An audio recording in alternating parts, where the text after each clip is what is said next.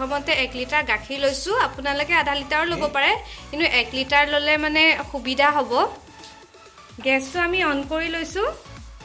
এতিয়া গাখীৰখিনি আমি যেটো 1 লিটাৰ গাখীৰ ললো সেইখিনি ইয়াত বহাই দিম এতিয়া প্ৰথমতে অলপ হাই ফ্লেমতে ৰাখিম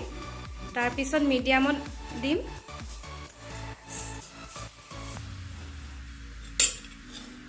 সালি যাতে নুঠে গাখীৰখিনি সেইবাবে আমি লৰাই থাকিব লাগিব মাজে মাজে এনেকৈ লৰাই থাকিব অলপ সময় এনেদৰে ঘুটি থাকিব এয়া মোৰ গাখীৰটো উতলিছে প্ৰায় দেখিছে আপোনালোকে এতিয়া মই ভিনেগাৰটো দি দিম মই সাধাৰণতে এই পনীৰটো নেমু দিয়ে বনাও কিন্তু আজি যেহেতু নেমু নাই সেইবাবে মই ভিনেগাৰ দিম মই ভিনেগাৰ আধা কাপ লৈছো এয়া গাখীৰটো এনেকৈ ফাটিবৰ কাৰণে নিজৰ আন্তাজে দি যাব আপোনালোকে এনেদৰে এয়া কম কমকৈ দি যাব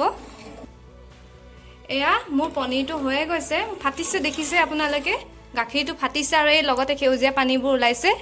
এতিয়া মই এখন ধুনীয়া কটন কাপোৰত বগা কটন কাপোৰতখিনি চাকি দিম এয়া মই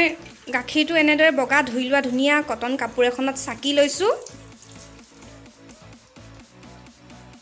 ইয়াৰ পিছত একে খৰাহিটোত বস্তুটো থৈ পনীৰখিনি থৈ পেলাই আপোনালোকে গধুৰ পাত্ৰ এটা ওপৰত দি থব যাতে যিখিনি পানী আছিলে পনীৰখিনিত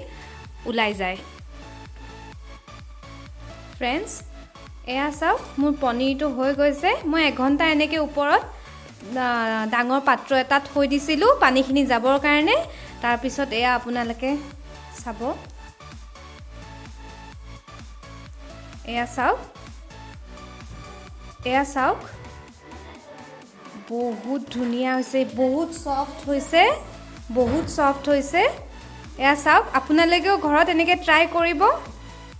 যেহেতু এতিয়া লকডাউনৰ সময় আপোনালোকে এনেকৈও ঘৰত পনীৰ বনাই ধুনীয়াকৈ খাব পাৰে বজাৰতকৈ বেছি টেষ্টি পনীৰ আপোনালোকে এনেকৈ ঘৰতে বনাব পাৰে এতিয়া আপোনালোকে পনীৰখিনি ধুনীয়াকৈ চুৰি দি পিচ পিচকৈ কাটি খাব পাৰে বহুত সফট হৈছে এয়া চাওক এয়া আমাৰ পনীৰ ৰেডি